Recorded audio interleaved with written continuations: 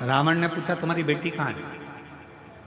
सुकौशल जी बोले बस शंकर की भक्ति करती है तो अभी शिवालय से आ रही होगी। जो सामने से बेटी को आते हुए देखा तो कौशल्या इतनी सुंदर थी माता कौशल्या, इतनी सरल थी माता कौशल्या। शिव का जो भक्त होता है उसमें सहजता, सरलता, नम्रता अपने आप दिखती है, उसको दिखाया नहीं जाता। सरल, शिव जैसा भोला, शंकर जैसा सहज कौशल्या जी। लंकापति रावण ने कौशल्या जी को देखा तो कहा आप ही कौशल्या? हाँ। सुकौशल जी की बेटी हो? हाँ। हम आपको लंका ले जाने के लिए। मुझे लंका? हाँ। कौशल्या जी कहने लगी मैं तो लंका नहीं जाऊंगा, मैं लंका नहीं जाऊंगा। रावण कहने लगा तुम मुझे जानती नहीं हो कौशल्या, अगर तुम मेरे साथ नहीं चली तो मैं दबाव के साथ तुम्हें लंका ले जाऊंगा। इतने में कौशल्या जी के मुख से निकल गया लंकापति रावण सुन, तुम मुझे ले जाने की बात करता है, अगर बन सके तो तेरी लंका में एक बार उस कैलाशपति को ले जाकर बता दे तो कौशल्या लंका में प्रवेश कर जाए। तू एक बार उस कैलाशपति को तेरी लंका में ले जाकर बता दे तो ये मां कौशल्या जी कर रही हैं कि ये कौशल्या तेरी लंका में प्रवेश कर जाएगी। रावण हंसकर बोला वो कैलाश पर रहने वाला शंकर, वो शंकर? अगर तुम बोलती कि विष्णु जी को लेकर जाओ तो बड़ी बात थी, तुम कहती कि ब्रह्मा जी को लेकर जाओ तो बड़ी बात थी, शंकर जी तो मैं अभी उनको लेकर आ। और रावण गया देवाधिदेव महादेव की आराधना में बैठ गया, साधना में बैठ गया। शिव जी प्रसन्न नहीं हुए। अब बताओ भाव में बैठा था कि ताव में बैठा था? भाव में नहीं बैठा ना, काय में बैठा था? ताव में। अब मैं ले जाकर मानूंगा। लग गया रावण पीछे। शंकर भगवान प्रसन्न नहीं हुए। तब रावण को लगा कि ऐसे नहीं मानेंगे। रावण ने अपना शीश काट कर देना प्रारंभ कर दिया। 9 शीश कट गए रावण के, 10वां शीश था। शिव जी सामने आकर खड़े हो गए। रावण क्या चाहिए तुझको? रावण कहता है बाबा मैं तुम्हें लेने आया हूं, तुम मेरे साथ लंका चलो।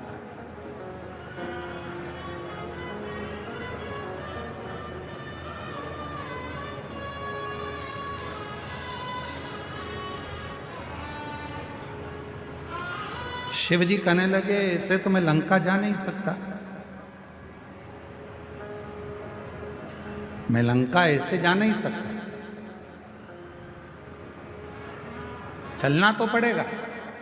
रावण जिद पर अड़ गया। तब देवाधिदेव महादेव ने मां पार्वती जी से जाकर कहा कि लंकापति रावण मुझे लेने के लिए आया। शिव जी कहते हैं कि मैं नहीं जा सकता, मैं जानता हूं, पर पार्वती तुम बताओ क्या? जगत जननी जगदम्बा पार्वती जी ने कहा प्रभु आप इस कैलाश को छोड़कर, इस भूमि को छोड़कर आप लंका नहीं जाओगे। तब भगवान शंकर जी ने कहा कुछ तो करना पड़ेगा। पार्वती जी कहती हैं आप जानो क्या करना है। शिव जी ने रावण से कहा मैं खुद तो नहीं जा सकता, पर मेरा ये स्वरूप एक शिवलिंग के रूप में तुझे देता हूं, तू इसको लेकर चल जा, तू लेकर चल। शिवलिंग मेरा स्वरूप है, लेकर जा। रावण कहने लगा ठीक है आप अपना शिवलिंग दे दीजिए। शंकर भगवान का प्रतिबिंब स्वरूप शिवलिंग शिव जी ने उठाकर रावण को दे दिया। और रावण से कहा सुन रावण, ये शिवलिंग तू जहां रख देगा उठने वाला नहीं, ले जा इसको।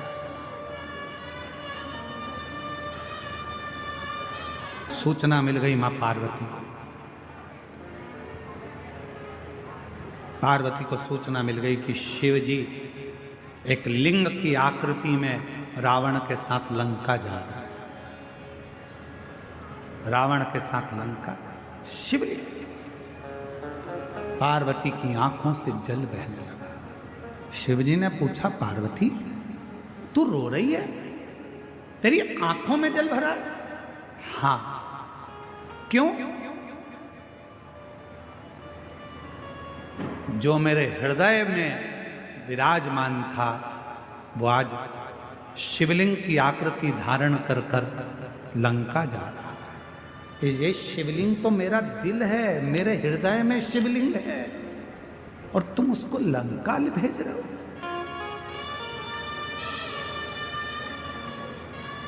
शिव जी मुस्कुराने लगे, पार्वती जी प्यार अगर पक्का होता है तो कोई जा नहीं सकता। बस इतना शंकर जी ने कहा और पार्वती जी समझ गई। पार्वती जी ने गणेश जी को बुलाया, गणेश शीघ्र आओ। गणेश जी ने कहा, मां आज्ञा करिए। गणेश जाओ, एक ग्वाले का रूप रख लो, तुम्हारा नाम होगा बेजू ग्वाला, और बेजू ग्वाला का रूप रखकर रास्ते में जाना। रावण संध्या करने के लिए रुकेगा, शिवलिंग तुम्हारे हाथ में देगा, थोड़ी देर उसके सामने पकड़ कर रखना, थोड़ी देर बाद जमीन पर रख देना। और सुनो गणेश, इस शिवलिंग को मैं बताऊंगी वहां रखना। जी मां, आज्ञा आपकी। रावण संध्या करने के लिए रुका, सोचा कि इस शिवलिंग को कहां रखूं।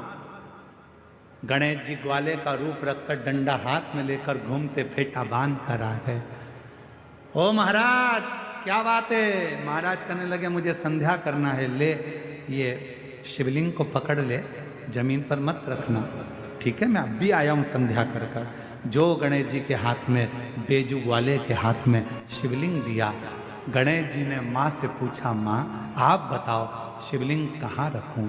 माता पार्वती ने कहा, जब मैं सती बनकर जन्मी थी,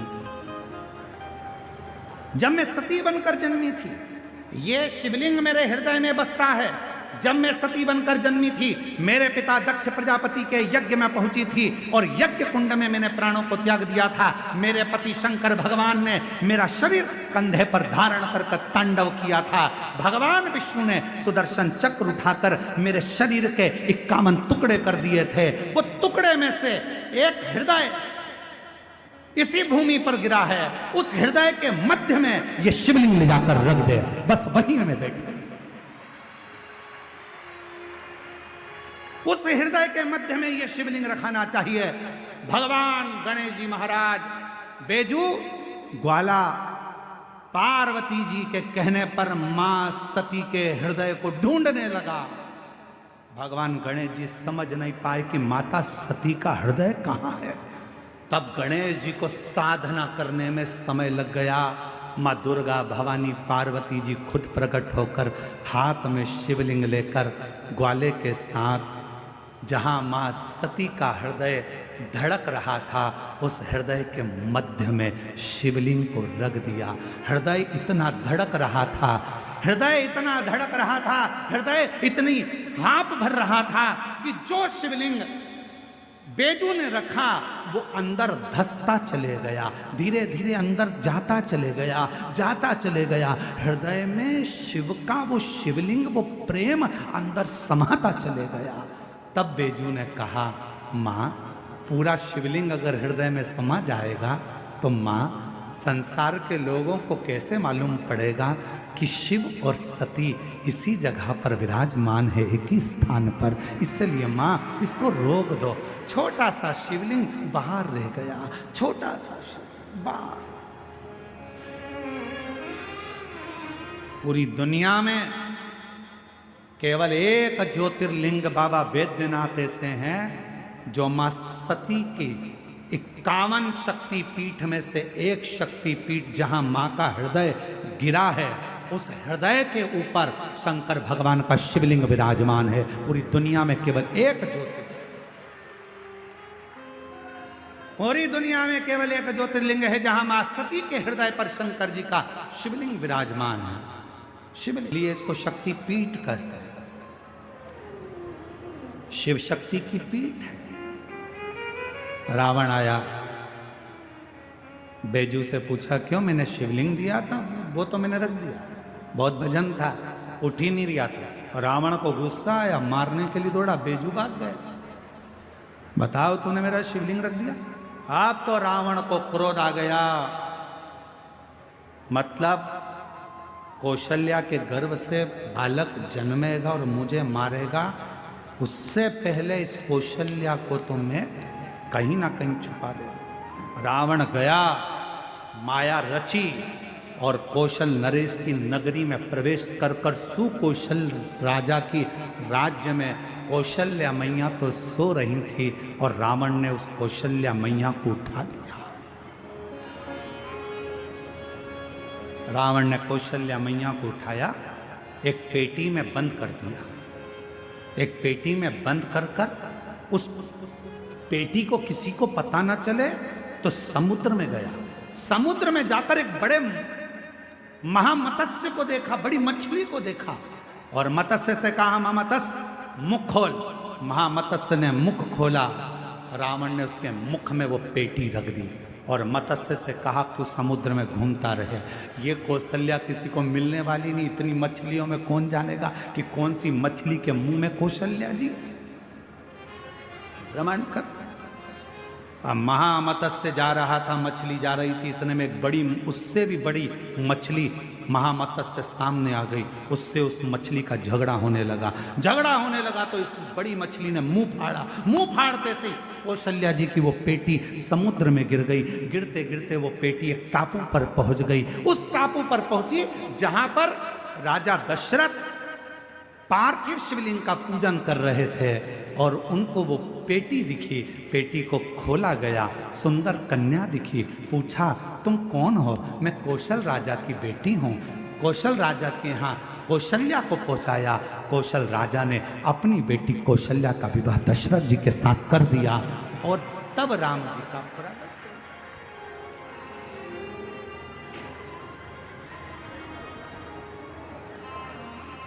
सहज कहां,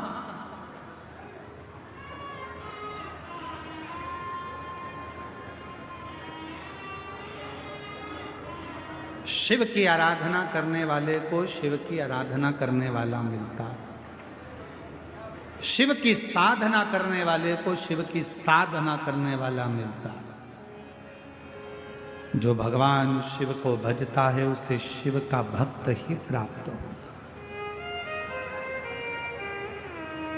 है। जोड़ते हैं जहां कोई शिव का भक्त हो। ए मेरी जीजियों, मेरे जीजाओं, मेरी बेटियों, बेटाओं, मेरी माताओं, मेरे बुजुर्ग माता पिता, ध्यान रखना, शिव महापुराण की कथा में मन उसी का लगता है। शंकर जी के मंदिर में एक लोटा जल चढ़ाने वही जाता है जिसका पुराना संबंध भगवान देव अधिदेव महादेव से रहा होगा। पुराना संबंध, शिव जी से आपका संबंध पुराना है। बाबा से यदि आपका रिश्ता पुराना है तो वो संबंध आपको यहां तक लेकर आता है। वो संबंध,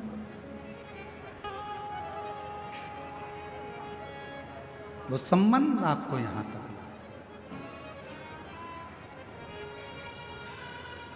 वो संबंध आपको नजदीक तक लेकर जाए।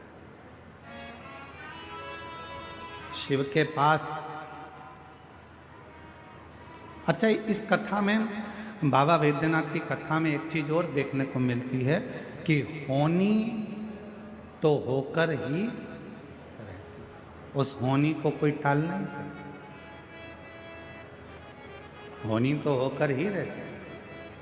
रावण ने पूरा दम लगा लिया था कौशल्या जी को छुपाने का, कौशल्या जी को छुपाकर रखने का, पर उसके बाद भी जो ललाट पर लिखा है वो तो होकर रहे। तुम कितना ही प्रयास कर लो, कितना ही, पर कभी कभी